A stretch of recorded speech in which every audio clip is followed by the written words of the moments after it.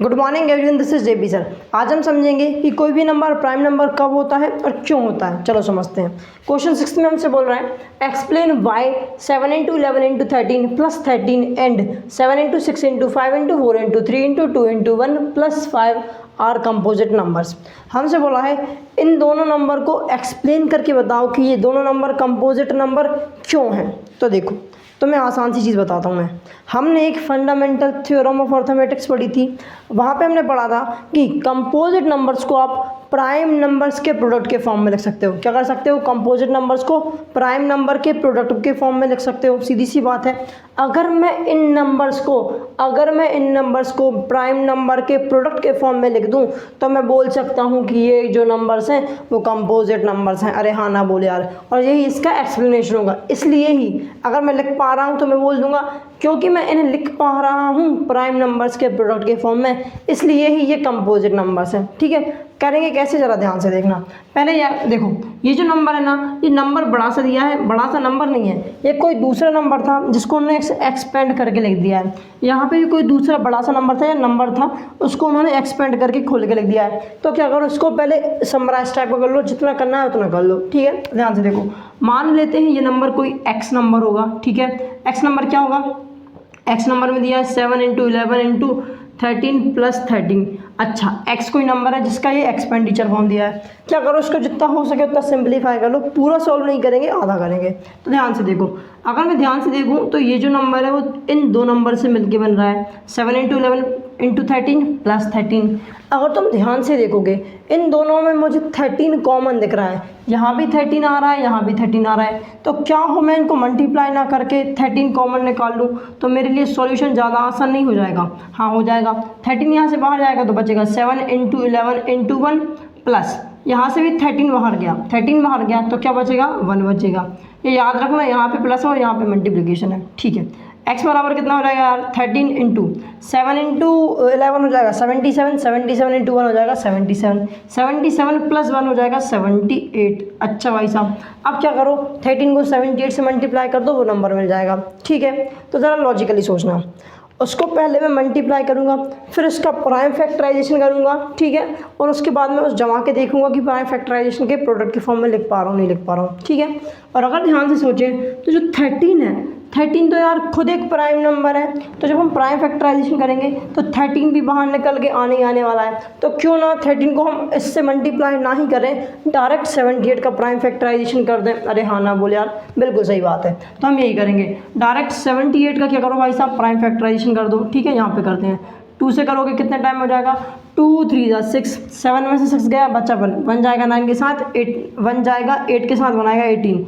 सो 2 9 हो गया 18। अब कैसे करोगे? 3 से 1 टाइम में 3 से करोगे, 13 से करोगे हो जाएगा 1 टाइम में। मतलब इसका प्राइम फैक्टराइजेशन क्या आ गया? जो आ गया वो लिख दो। 13 इंटू 78 का क्या कर दिया मैंने? 2 इंटू 3 इंटू 13। अरे हाँ ना बोले यार। इस ब्रैकेट को अब तो हटा भी सकते हो, कोई दिक्कत नहीं है। अच्छा भाई साहब, वेरी गुड। ये करने के बाद तो बहुत अच्छा कर लिया आपने। अब क्या करना है? अब क्या करना है? कुछ नहीं करना। अगर ध्यान से देखोगे, मैंने इस नंबर को प्राइम नंबर के प्रोडक्ट के फॉर्म में लिख दिया है। अगर रीअरेंज करना है तो कर सकते हो। 2 और 3 को पहले लिख दो। 2 इंटू 3 इंटू 13 की पावर 2 लिख दो, क्योंकि 13 2 बार है। अगर मैं ध्यान से देखूँ, एक्स को मैंने प्रोडक्ट के किसके प्राइम नंबर्स के प्रोडक्ट के फॉर्म में लिख दिया है। मतलब मैं बोल सकता हूँ कि x एक क्या है? Composite number. क्योंकि फंडामेंटल थ्योरम से यही बोलती है किसी भी कंपोजिट नंबर को आप प्राइम नंबर्स के प्रोडक्ट के फॉर्म में लिख सकते हो, प्राइम नंबर के प्रोडक्ट के फॉर्म में लिख सकते हो। अरे हाँ ना बोल यार, इसमें कोई दो राय वाली बात नहीं है। अब मान लेते हैं ये नंबर y है। सो y कितना है? 7 इंटू 6 इंटू 5 इंटू 4 इंटू 2 नहीं 3 इंटू 2 इंटू 1 प्लस 5। अगर ध्यान से देखें तो 5 और 5 कॉमन, दोनों का कॉमन 5 बाहर निकाल लो। अच्छा बाबू, हाँ जी भाई साहब। तो 7 इंटू 6 इंटू यहाँ से 5 बाहर गया तो बचा 1 plus into 4 into 3 into 2 into 1 plus यहाँ से भी 5 बाहर गया तो बचेगा 1। इसमें कोई दो राय वाली बात नहीं है, इसमें कोई सेक्शन से वाली बात नहीं है। ठीक है भाई साहब। सो y बराबर कितना हो जाएगा? 5 इंटू में चल रहा है। अब क्या करते हैं, इस सबको मल्टीप्लाई कर लेते हैं, आसान पड़ेगा। सो 1 इंटू 2 हो जाएगा 2, 2 इंटू 3 हो जाएगा 6, 6 4 जा 24, 24 1 जा 24, 24 6 जा 24 को 6 से मल्टीप्लाई करो, 24 5 होता है 24 5 120, 24 6 144। अच्छा 24 6 हो गया हमारा 144, उसको मल्टीप्लाई करेंगे 7 से। इस सब को मैंने 6 से मल्टीप्लाई किया था, अब 7 बचा तो 7 से मल्टीप्लाई कर लेते हैं। 7 4 होता है 28, 28 का 8 लिखो और 2 कैरी ओवर, 7 4 28, 28 प्लस 2 हो जाएगा 30, 30 का 0 3 कैरी ओवर, 7 1 7, 7 प्लस 1 हो जाएगा 10। अच्छा 108, मतलब इस पूरे को सॉल्व करने से 1008 आ रहा है, प्लस 1 भी है, ध्यान से देखना प्लस 1 भी है, तो कितना हो जाएगा 1009। कितना यार 1009। अच्छा तो मतलब y को मैं 5 × 1009 भी लिख सकता हूँ, हाँ लिख सकता हूँ। और तुम्हें बता दूँ 1009 भी एक प्राइम नंबर है, चेक कर लेना तुम इसको। तो देखो 5 भी एक प्राइम नंबर, 1009 भी एक प्राइम नंबर है, मतलब मैं इस नंबर को किन्हीं भी प्राइम नंबर के, किसी प्राइम नंबर के प्रोडक्ट के फॉर्म में लिख सकता हूँ। क्या कर सकता हूँ? प्रोडक्ट के फॉर्म में लिख सकता हूँ। तो मैं बोल सकता हूँ कि ये जो नंबर है y जो नंबर है वो एक कंपोजिट नंबर है। अरे हाँ ना बोले, और इसमें कोई शक वाली बात नहीं है। अब ना मैं इसे एक बार तुम्हें और अच्छे से समझाऊंगा, और पूरा नहीं समझाऊंगा, एक शॉर्ट ट्रिक लॉजिकली रीजनिंग बताऊंगा, ध्यान से देखना। पहले इसको कंप्लीट कर दें ज़रा। आंसर क्या लिखोगे आप? Since x and y can be written, अरे यार can be written in the form of या in the product of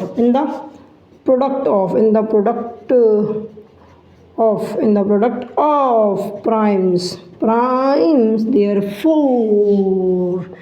therefore का साइन बना दो ना भाई साहब। Therefore x and y are composite numbers। अच्छा हाँ जी नंबर्स। अच्छा ठीक है, और ज़रा लॉजिकल सोचना। हमने सबसे पहले क्या पढ़ा था जब हमने फंडामेंटल थ्योरम नहीं पढ़ी थी, मतलब प्राइम फैक्टराइजेशन नहीं पढ़ा था? हमें इतना पता था कि जो हमारे कंपोजिट नंबर है ना, उनके दो से ज़्यादा फैक्टर्स होते हैं। अरे हाँ ना बोल यार। तो अगर तुम ध्यान से देखोगे इस x के कितने फैक्टर निकल रहे हैं? 1 2 3 और 4 फैक्टर निकल रहे हैं, दिख रहा है। और 1 भी इसका एक फैक्टर हुआ, मतलब इसके 5 फैक्टर निकल रहे हैं। तो 2 से तो ज़्यादा ही है, 2 से अगर ज़्यादा फैक्टर है तो मैं बोल सकता हूँ कि ये नंबर कंपोजिट नंबर है। अरे हाँ ना बोल यार, बिल्कुल सही बात है। अगर तुम इसको ध्यान से देखोगे, y के 5 एक फैक्टर है, 1009 एक फैक्टर है, 1 भी तो एक इसका फैक्टर है। तो 1 2 3, मतलब इस नंबर के 3 फैक्टर निकल रहे हैं। कितने निकल रहे हैं? 3 फैक्टर निकल रहे हैं। और एक वो फैक्टर भी तो होगा जब मैं 5 और 1009, मतलब जो एक्चुअल नंबर होगा वो भी उसके अपने आप में एक फैक्टर होगा। हाँ, तो मतलब इसके भी 4 फैक्टर निकल रहे हैं, 4 से ज़्यादा 4 निकल रहे हैं अप्रॉक्सीमेटली। ठीक है, हाँ 4 निकल रहे हैं। तो भाई साहब 2 से तो ज़्यादा ही है, तो इस हिसाब से भी ये जो नंबर है वो कंपोजिट नंबर रहेगा। क्या बोलते हो यार? एक बार इसका स्क्रीनशॉट लो बस। मेरे हिसाब से तो सब समझ आ गया होगा। अगर समझ आया, वीडियो पसंद है, वीडियो को लाइक करो, चैनल सब्सक्राइब करो। मिलते हैं नेक्स्ट वीडियो में, तब तक के लिए bye bye, have a good day.